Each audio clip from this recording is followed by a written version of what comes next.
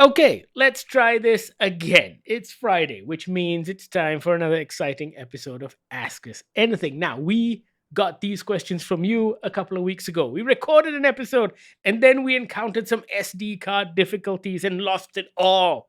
So we are redoing your questions, and this is coming at you 1 week later. At My Tipsy Turvy asks, what are your thoughts on movies that spin off from popular TV shows, i.e., Downton Abbey, The Simpsons movie, etc.? What is your favorite The TV show name movie of all time, and why is it Serenity? Yes, it is. Also, what is the one TV show you wish could be made into a movie? So, there have been quite a few examples of this, and some notable ones are South Park and South Park Bigger, Longer, Uncut. The Beavis and Butthead Do America movie was pretty good. X-Files had like 2 movie spin-offs. Breaking Bad had El Camino. Veronica Mars. Star Trek has multiple films. And so I think My Tipsy Turvy is asking about shows that have big screen stories as opposed to big screen adaptations like Mission Impossible, where it's a reboot or a spin off, etc. He mentioned Serenity, which is, of course, the big screen finale to the series Firefly, which never had a proper ending on TV. So Joss Whedon kind of wrote and directed a movie that tied up a lot of the loose story threads from the, I think, 10, 12 episode series. It only had 1 season and it ran on Fox many, many years ago. Yeah, don't care. You shut up. I don't care. It's a great fucking show. I appreciate that there will be fans of Serenity. I just like everybody to know I'm not one of them. They're the same fans who love Paddington, motherfucker. I also do not like that one, so that's fine. For me, I think my favorite TV show movie would probably be the prequel. I know I'm stretching the boundaries of definition here, my tipsy turvy, but I really, really liked the Battlestar Galactica prequels. It's officially known as a mini-series. However, I believe it was released as 2 TV movies. It's like film length, 2 episodes before the launch of the actual reboot TV show. So I would say mine is Battlestar Galactica. I think for me, it would definitely have to be one of the Star Trek movies. Speaking of which, there is another one that drops today as we are recording this episode with our very own Michelle Yeoh, Section 31. I'm looking forward to watching that because I loved her character in Discovery, and everything went downhill in that show when her character fucked off. So hopefully this movie is going to save all of that. But one of the Star Treks for sure. I think Serenity is definitely one of my favorites, if only because I think it was an interesting film in that it ties up the major story threads in a very short time. It does so very well. It maintains the tone and the themes of the actual series. And it was Joss Whedon doing a first-time director thing. They actually gave him money to put a feature of a short-lived TV series in cinema. It would never happen today. Never. Never. Yeah. It would be like if El Camino was released in cinemas. Just no chance. And I think it is also representative of a completely different era of filmmaking and television making. So for me, it's Serenity. Second part of the question, though, do you have anything that you would like to watch, like any TV series, past or present, that you would like to see made into a feature-length film? I have one. Okay, you go. Quantum Leap. Okay. So that series ended horribly. I mean, the last episode was really good, but you could tell that they gave no shits about the show because they spelt the main character's name wrong in the final title card. Good God. That's how little shits was given about Quantum Leap, right? I would like to see a good end to Sam Beckett's story. So Scott Bakula comes back. You know, the end of Quantum Leap, the last title card said Sam Beckett never made it home because the idea is that he kept leaping, trying to put right everything that went wrong. And so I'd like to see like an aging Sam Beckett finally done, finally wanting to go home, right? That would be cool. I know Dean Stockwell's dead, and so we don't have any Al, but still, I think they could weave that into the story. Give me 2 hours of that, wrap up the story real good, and I'll be happy. Oh, I've got a way to fuck you up with that story. Sam Beckett keeps jumping, right? So he does this Sisyphus thing of just keep going, right? But then he jumps into his actual timeline, Right. where his wife has got a daughter Right. who's dying of cancer. What the fuck is wrong with you? And then he has to sit with the realization that this daughter who is dying at 20 never had a father growing up because he fucked off to do things. What is actually wrong? Oh, There is something wrong with you. You that don't like is Paddington. such a You don't great like Firefly. pitch. You give That is Sam a Beckett's fictional daughter cancer. That's a fucking fantastic pitch. Like, You have problems, my friend. because he can't just like in the special decide, oh, you know what, I'm done now. So there has to be a reason for him to stop, right? I got it. Fuck, I got it. So the daughter has cancer. She's dying, but the daughter has a daughter. So he's like, you know what? This is the perfect reason for me to stop because I now have to look after my granddaughter. Ba-booms. You hear that, NBC? You can have that one for free. Absolutely free. Yeah. All right, moving on. Great one. Yeah. At Constellation Poet asks, does Emilia Perez deserve its critical hype? So many people are upset after its Golden Globe win. Emilia Perez has 13 Oscar nominations, one short from the most of all time, which is 14 Oscar nominations, but it is the most nominated international feature of all time. Yes. Constellation Poet has got a second question, but I think we'll answer the first one first. I haven't seen Emilia Perez. You have, Uma. I have. So you will take this one. Okay, so I don't think it is the greatest movie of all time. However, it's not terrible. Like, I had a good time watching it. I think I see what the director was trying to do, and I found it zany and weird and fun. And not in a megalopolis kind of way, because that was just piss poor. This one had some really interesting moments. I feel like even the musical elements are supposed to be dark and satirical and bad, and there's a lot of stuff happening in this film. I understand why people are upset. So the trans community is upset at certain representations of misgendering, for example, of using dead names. However, I think within the context of the movie, and the story is absurd and ludicrous, but I think that's also part of it. But within the context of the movie about a mob boss who is a brutal murderer, horrible human being who wants to transition to become a woman and then has to undergo the struggles that comes with that, it's a very interesting dichotomy because he is a horrible, sinning human being, right? And then how do you atone for all of that? Anyway, that's besides the point. I think within the context of the movie, that makes sense. The Mexicans are upset because it offers a two-dimensional view of Mexico with regards to cartels and the country being a violent hellhole, and also the fact that it wasn't shot in Mexico, it was shot in sound stages in Paris.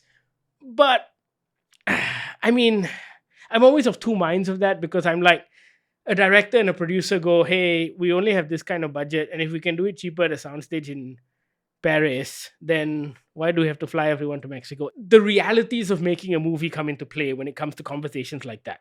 Yeah. There's also people being upset that there are no Mexican actors, or that Selena Gomez is third generation Mexican and had to learn Spanish for this. And I'm like, well, then you're just grasping at straws. I think because she's mixed and third generation Mexican, if that's a problem for you, then you're really, really nitpicking. Yeah. Then it goes back to this whole thing of, oh, is Barack Obama black enough to be called the first black president? I mean, it's just layers and layers of finding disgust and anger at things. So I still haven't figured out how I feel about the outrage, because I watched the movie before all of the outrage.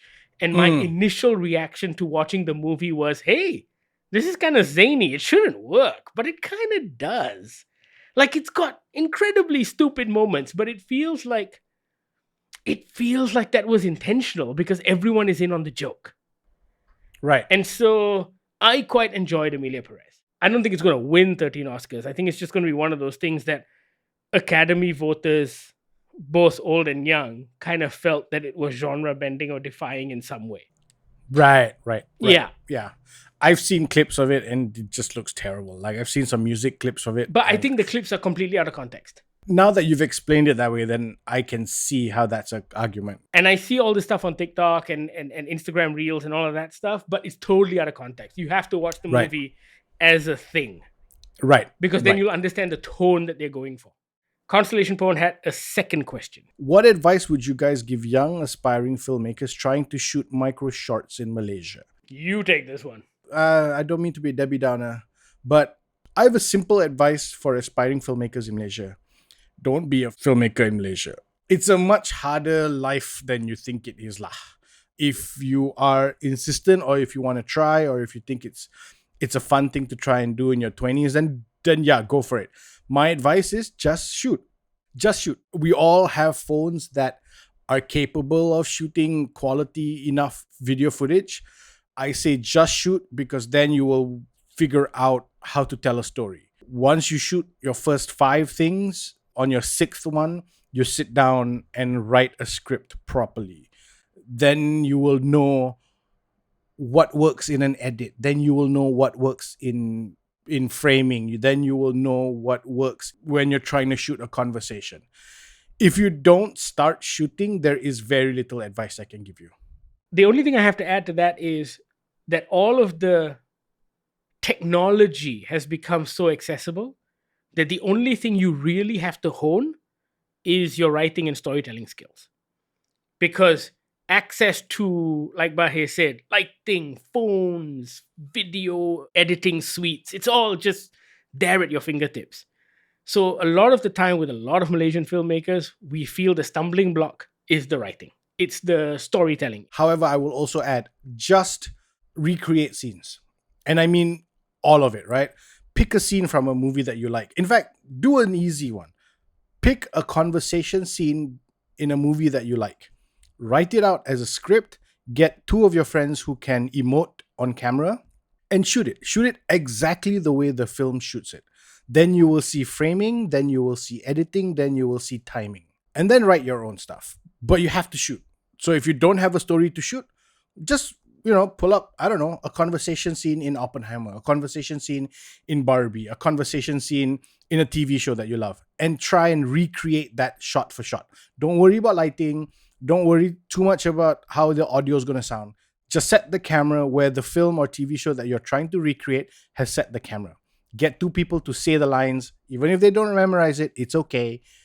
Because you need to figure out how the stuff that you love is done. And Daphne M88 asks, kindly explain the cultural significance / impact of Paddington in the UK. Is he as big as the Rolling Stones or Mr. Bean? I've seen the old Paddington cartoons when I was a child, but everyone seems to be so obsessed with the movies that it has become a British staple. Paddington in Peru was a lot of fun, but I've not seen the first 2 movies. I have a feeling that Mr. Bean might actually be bigger in Malaysia than he is in England. Yeah. We are obsessed with Mr. Bean over here. Paddington is very big in the UK. And I think he is a staple for British children. Michael Bond stories are everywhere. There is a statue of Paddington in Paddington Station. People go and take photos with the statue. He is a big deal. He is a cultural icon in the UK. But I think he's also symbolic of one part of Britishness, in that he is that ideal immigrant story. Like when he shows up, the tag says, please look after this bear. And it is supposed to be a symbol of everyone coming to England and integrating and becoming English. And, Paddington in Peru kind of follows along that path with him getting a passport and then questions of his identity. Is he English? All of that stuff, right? And so I think that story, or that element, actually speaks to the British psyche in a very deep and meaningful way. It's more than just a children's story, and there's a lot of, I guess, philosophical and cultural implications to the stories that Michael Bond wrote. As for the movies, I mean, honestly speaking, the movies had fantastic reviews, but they took on a life of their own thanks to Pedro Pascal and Nicolas Cage, right? And I think when it started becoming a meme on TikTok and Instagram Reels, suddenly you had another generation who were like, hey, wait, what is this Paddington movie? Why is it the greatest movie of all time, etc., etc. Ian and I have been singing the praises of Paddington from long before, right? We loved the first movie. We reviewed the first movie. We reviewed the second movie. And we genuinely had a great time at those. But yes, I think the movies being culturally representative and being cultural phenomenons is a new thing that is somewhat disconnected from the Britishness of Paddington. At John Gulledge asks a couple of questions regarding Den of Thieves Pantera. I saw it this morning at Dadi Cinema at Damen Mall, and according to the on-screen card at the start of the film, it was rated 16. But I noticed TGV and GSC both have it rated as 18. What gives? Also, there are a number of scenes in the film where the characters are speaking in their native tongue, French for example, and while these scenes are subtitled in Malay and Chinese, there are no English language subs for them. What's the reason for this? When the Malay and Chinese subtitles are added in Malaysia, do they just remove the existing ones from the print because it's easier than trying to fit 3 lots of subtitles on the screen? So we'll answer the second part of your question first. A lot of these prints don't come with subtitles, especially for international markets, because they know sometimes you have to fit 3 layers of subs on the screen lah. And sometimes the distributors make a call, especially if the character speaking French or Spanish or German or whatever, if they're just 1 or 2 throwaway lines, they just subtitle it in Malay and Chinese and just leave it be because maybe you could figure it out in context. That's usually what happens, and it's also a cost issue because if you want to run English subtitles, then you have to have a third additional cost of full English subtitles, and then you need the French bits converted to English as well, or the Spanish bits translated to English as well. And so a lot of the time it ends up being people saving money lah. Mm-hmm. So that's why there are occasions in American movies when foreigners are speaking their own language that we don't get subs. However, you will notice when you watch it on Netflix or Max or whatever, there will be subtitles then. With regards to the rating thing, it could be that when the cinemas put up the posters for coming soon Den of Thieves Pantera, they assumed it would be rated 18. However, once LPF finished their LPF thing, the film got a lower certificated rating of 16, and maybe the cinemas just didn't bother to change it. I think it could be as simple as that. I don't think there's anything malicious behind it. I just suspect that it's the cinemas forgetting to change it from an 18 to the newer 16 rating. You're right, because LPF approvals don't come very early. So they often come maybe a couple of weeks before release. If a movie is delayed in Malaysia, so that means, say, just take something like Nosferatu. If Nosferatu, for example, is coming a month and a half after the release, then the studios actually get it early enough to submit it for LPF approval. But a lot of the time, studios are not going to release these prints to submit to your censorship board until they absolutely have to. And so what the cinemas do is just take the rating off of the US poster. That's why sometimes on the TGV and GSE page, you see US release dates on the poster and not the Malaysian release date, because the US release date is a Friday and ours is usually on a Thursday. Ed Sid Takyudin asks, heard some good things about Netflix's American Primeval. Is it actually good or just Netflix hype? I've finished the whole thing. You still haven't? I'm stuck on episode 2. Wow. I find it very slow and inaccessible, mainly because the color grading is pissing the shit out of me. It's like someone decided to make a Western and then go, hey, what if it looked like a Zack Snyder movie? Yeah. Everything is kind of washed out and muddy, and it's what they assume Westerns should look like. Yeah. And you know what? I don't think that has to be the case, because Deadwood wasn't bright and colorful. No. Deadwood was still kind of dark and gloomy and gritty. But there was still something about the color grading that didn't make it look washed out. And I appreciate that. You know why? Why? I think with Deadwood, the production went into it realizing that there will be no electric lights in the town of Deadwood. Oh my God. Yes. The reds still pop, but it doesn't look like a Barbie red. And even if there were, all of the colors were incandescent as opposed to LED lit. Yes. If you remember with Deadwood, when they go outside and it's a bright day outside, everything looks beautiful. Yes. Here in American Primeval, even when they're overlooking this supposedly really beautiful overlook of like whatever, the desert, it's still gray. I know it's supposed to be set during the oncoming of winter, blah, blah, blah, but it doesn't have to be. And I think that's the difference. I don't think it's just Netflix hype. A lot of people seem to like it. It's been number one on the TV charts for ages. Here's how I would describe it, Sid Takwidin. It is good for Netflix. Yes. However, if you have seen Deadwood, for example, then you understand what an excellent Western television series is. But I think Bahir hit the nail on the head by saying it's good for Netflix. I finished American Primeval. I thought it was okay. I think it's someone in 2024 having seen the success of Taylor Sheridan's fantastic, just beautiful 1883 and 1923 and have decided to make their own Western drama thing. I have a lot of problems with it, story-wise. Yeah, it's good for Netflix. It's not great. I was very bored. I don't think I'm going to finish it. I don't think I can. No. At Kailash Laxman asks, a while back we finally got a preview of Happy Gilmore 2. I really don't get the hate around Adam Sandler and his movies. I get that they're cringy, but it almost feels like that's how it's supposed to be. What are your favorite Adam Sandler movies? Mine has to be 50 First Dates and Just Go With It. I like the early stuff. I think Happy Gilmore ranks probably at number one, if not close to number one. I saw that movie far too many times as a teenager, and I really am excited about Happy Gilmore 2. I also like The Wedding Singer a lot. Sorry, quick one. Just to fuck you up. Billy Madison or Happy Gilmore? For me, Happy Gilmore. Oh. Like, I like Billy Madison a lot. Like, his first 3 or 4 movies were really, really funny. And I think the hate gets thrown on him when he makes garbage like Hubie Halloween because we expect better. Like, we've seen him do better, whether it's comedy stuff or whether it's his serious acting stuff, whether it's in Uncut Gems or Hustle. He's a good actor. He's a great comedian. But then sometimes you see these movies like Hubie Halloween and you go, yeah, that is just a shameless cash grab. Just put a little bit of effort.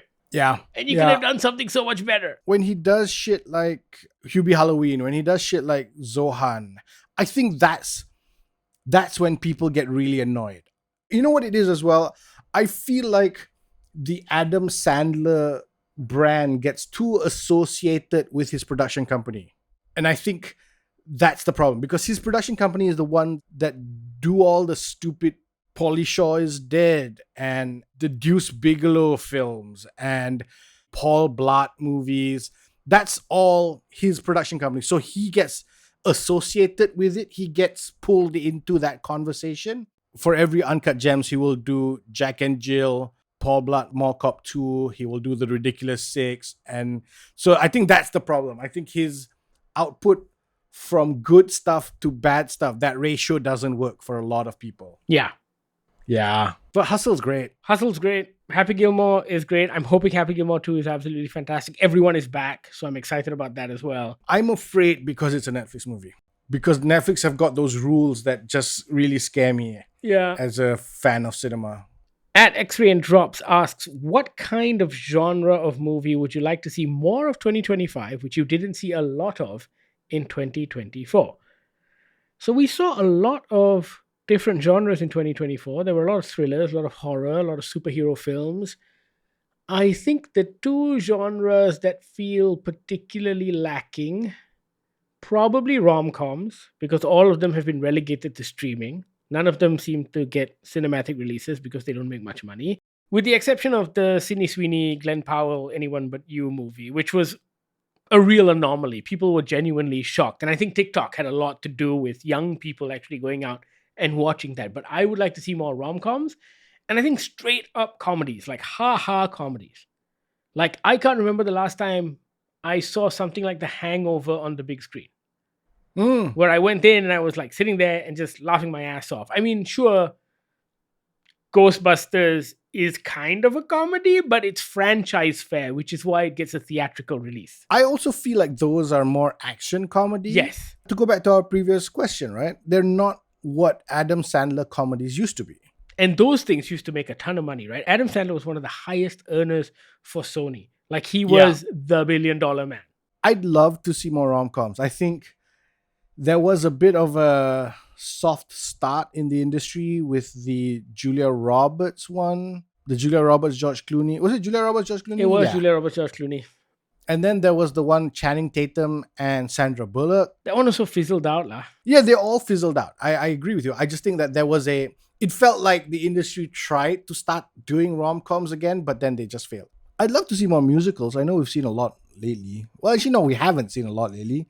It's just been one big one. There's usually one big one a year. I don't know. I think it's hard to say because I think in 2024 and 2025 now, a lot of the genre things have become so loose. Yes. It's become almost like a scale now of how much action before it becomes an action movie. I'd love to see some straight up sci-fi. Yeah. Just hard straight up sci-fi. Kind of like the stuff Tom Cruise was doing for a while with Oblivion, Age of Tomorrow.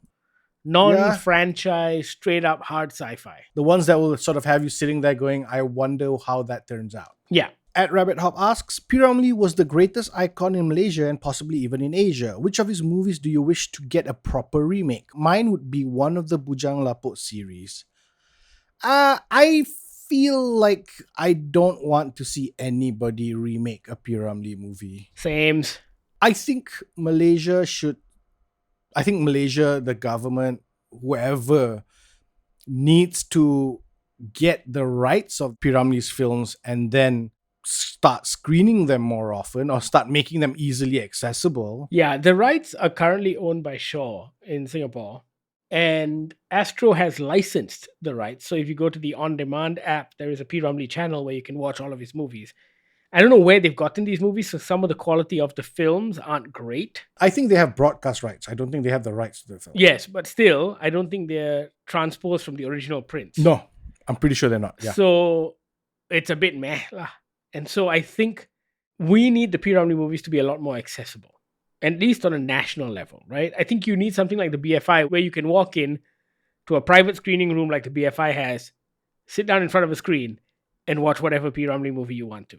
And I think they should be shown in schools. I think that's the only way to teach people about true storytelling, especially true Malaysian storytelling. And you need to get over yourselves with regards to the kind of content that P. Ramlee put out and not bother with censoring something that was okay in the 1950s and 60s.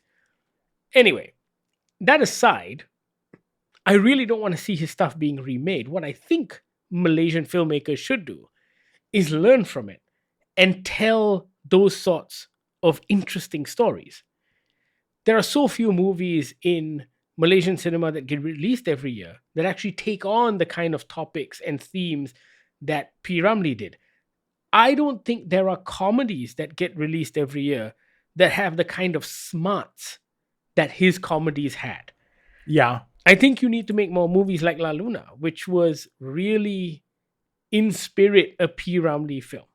That's what I want to see more of. I don't need to see like an Alibaba remake. Also because I don't think we have the ability. I don't think present day writers in Malaysia have the ability to pull off something like that.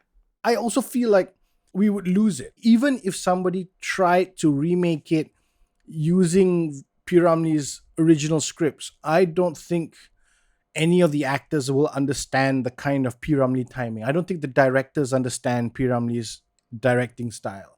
I feel like it would become less funny. Word for word, all you want. I feel 100% certain that it will be less funny. At Iman Bahari asks, what are your thoughts on AstroShaw's recent announcement of Keluang Man and a possible cinematic universe? What would you like to see in a local superhero film that delineates itself from its past predecessors and also American counterparts? Personally, I'm on board if they decide to forego the goofiness or comedic tone of previous superhero movies for a more darker narrative.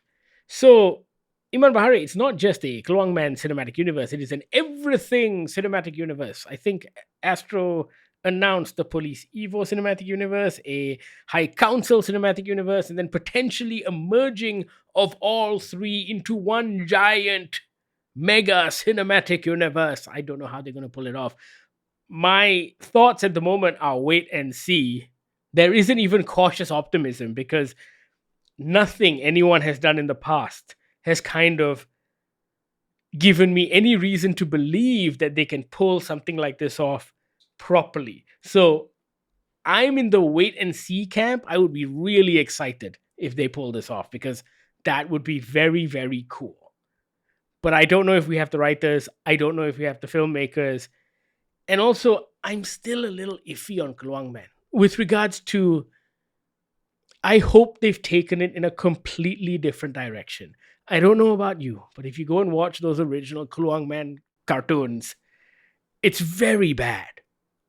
There are some interesting concepts there, but they're concepts that require elevating, and they're concepts that require really good writers to exploit. But at the moment, the idea of Kluang Man just doesn't work. I never got on the Kluang Man bandwagon. I don't value it at all. I get why AstroShaw are doing it. If anything, I think that's their one clever decision with regards to doing Kluang Man, as opposed to doing what KRU did and trying to launch their own one with Chichat Man, which I have problems with. Because I understand Kluang Man is an existing IP. Yes, there are potentially maybe 15% of Malaysians who recognize that name, let alone anybody who actually care enough for the character to want to see an action movie, but at least it's there, right? I agree with Iman Bahari. I think they really need to forgo the goofiness and the comedic tone, and that's something the KRU boys did wrong with Chichat Man. One thing, they set it in a non-Malaysia Asian country because it's fucking snowing. I think they call the city Metro Fulus, I think, or something. It's just like, why? Why? Just set it in Malaysia. Why? Why are you trying to fuck about with this? Why is it snowing? Stop trying to make everything a parody. No, but that's the thing. I don't think Chichat Man was a parody. I think Chichat Man was a straight up action movie that they thought was cooler if it was snowing, because the action was treated correctly, right? He wasn't doing shitty things. Yes, it was stupid because he's a superhero that got bit by a chicha, so he becomes Chichat Man. Whoop-de fucking do. But then they treat everything else after that seriously. And I thought the suit design was fine for 1990, whatever. But I think you're right, Iman, that if they do Kluang Man and give up its comedy goofy roots, treat it like a Malaysian not rich Batman, maybe that could be cool. Potentially. There's potential for something interesting to happen. To answer your question, we are in the wait and see camp. Definitely. Yes. At Fardeen FZL asks, how much do you rate entertainment value in your reviews? Personally, I rate entertainment value very, very fucking high. I do not see a reason for it to be anything but entertaining. And I think entertaining doesn't just mean comedies. I think entertaining means you telling a good story, right? I think The Godfather is fucking entertaining. It is not a comedy. It doesn't just mean haha fun entertainment. It doesn't mean haha fun entertainment, right? Does it entertain me for the hour and a half, 2 hours, 2 hour, 45 minutes that I'm in the hall? That's what and all it needs to do. Same. I rate entertainment incredibly highly. So even movies that aren't necessarily perfect works of cinema, I would rank highly if they scratch that itch, if they fulfill my needs as an audience member. And I think entertainment also includes achieving what you set out to do. So an incredibly depressing movie, by our definition of entertaining, can be entertaining. Yes. So if you take something like Schindler's List, remember, it is based on real events, but it is still a piece of fiction. And so therefore, it was entertainment. Yes. Yes, there was a message. Yes, there was a story, but it didn't clobber you over the head with it. And it was a piece of art first. Yeah. And I think that is what art should do, right? Art should kind of nourish you and entertain you and fulfill these parts of you that crave, like maybe it's like some deep part in your soul that craves these things. So all of that we rank very highly. It doesn't have to be like some movie with an important message and blah, blah, blah. That's the only thing that'll get a 10 out of 10 and, meh. And I'm speaking from experience here. I've seen the pitch decks from RTM because I used to try and pitch for content for RTM. And these pitch documents are incredibly specific and pedantic and pain in the ass because This is one that I still remember to this day. They were looking for, and this was in the pitch document, they were looking for a 30-minute family drama about a man who lives at home with his mother and his wife, and he is trying to convince his wife to let him take on a second wife.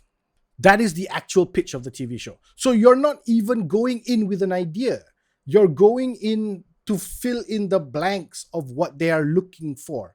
So then your pitch will have Fantastic. to meet those criteria and whatever requirements they have with regards to moral values and religious education and blah blah blah blah.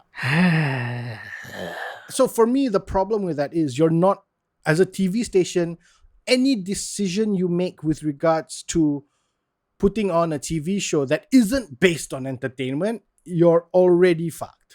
Yeah. My in-laws are in love with the Turkish period drama called Ertugrul.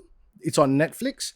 It's very Muslim friendly because it tells the story of Turkish Muslim, I think they were sultans, and their expansion of their blah blah blah. So there's, there's imagery of these fighters like praying before they go to battle, and that's great. However, is it an entertaining TV show? Because if it isn't, then it's just a video for a moral classroom, and I'm not interested in that. So I acknowledge that cinema has an important role, right? Because movies and TV shows actually can play a part in changing the way people see the world. It's a very powerful medium.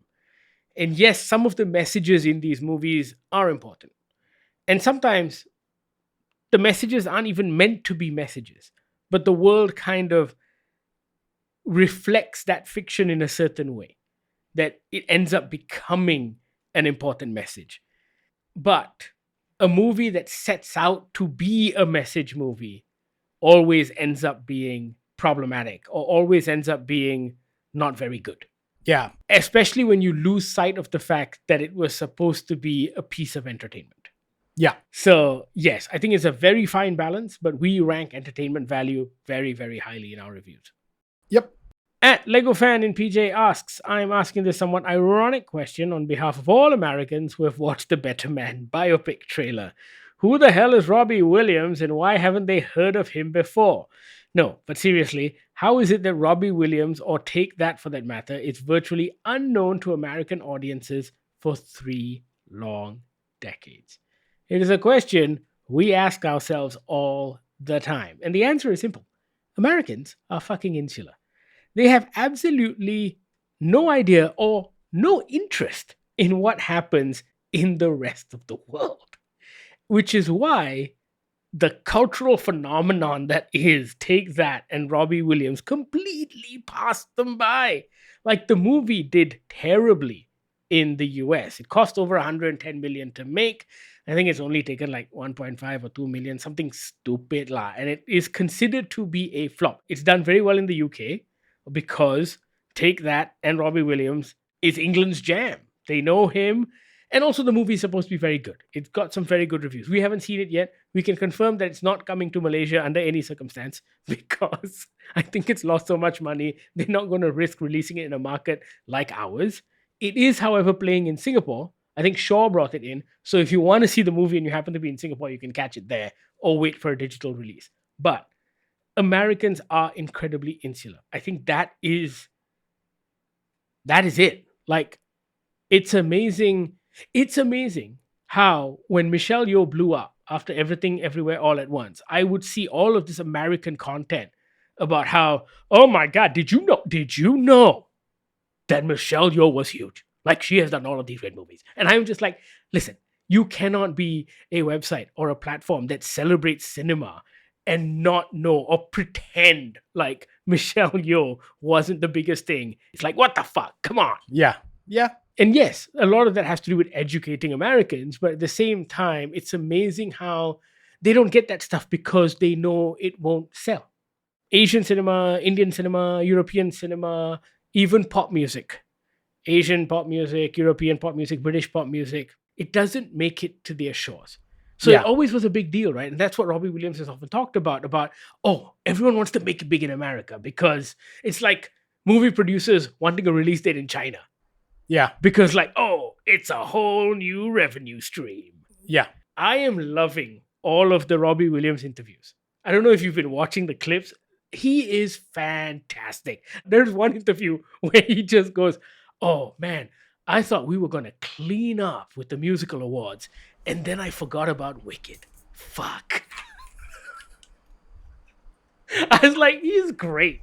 He gives interviews like how people used to give interviews before all of the media training, before everyone got so Yeah. scared that they might say the wrong thing.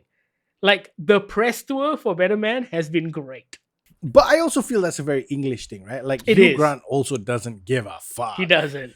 Yeah, and Cillian Murphy is the other one. His face is constantly just resting bitch face, and I love it's it. great. I love it. Yeah. Americans are just insular. That's it. I think that was why there was such a response to the K-pop invasion, as they would call it, right? The last time they used that word was when the Beatles and the Rolling Stones showed up, right? Right. The British invasion.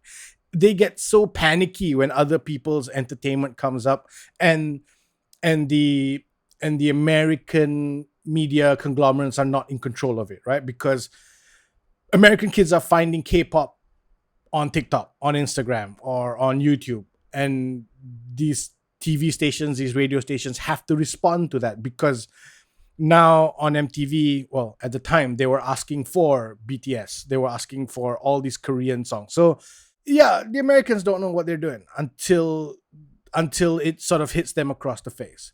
They loved the idea of pop idol, but couldn't just call it pop idol. They had to call it American Idol. All of that is changing just a little bit, and I think it has to do with what becomes popular on the social medias. So I think they're getting a lot more British music and even Asian music, because sometimes a clip of it may go viral on TikTok. Yeah. And in that sense, I think maybe they're discovering more of it. However, it is still a leap for some young person in America to hear the clip of a song and then to go on Spotify and maybe search for that artist. Have you seen those videos where people just go, wait, they're not American? Yeah. Even in their brains, they cannot grasp the idea that somebody else in the rest of the world is making great fucking music. Like Phoenix, when they came out, and they're a French band that sings in English with an American accent, and everybody's just losing their shit that they're not even native English speakers. Okay, guys, you guys need to calm the fuck down. You guys need to apply for your passports Yeah. and maybe go see the world. They don't even have to leave. Just turn on the internet and Google other things. Yeah. Yeah. We hope that answered your question at Lego Fan in PJ. Sorry for the delay. Technical difficulties abound, but we got there in the end.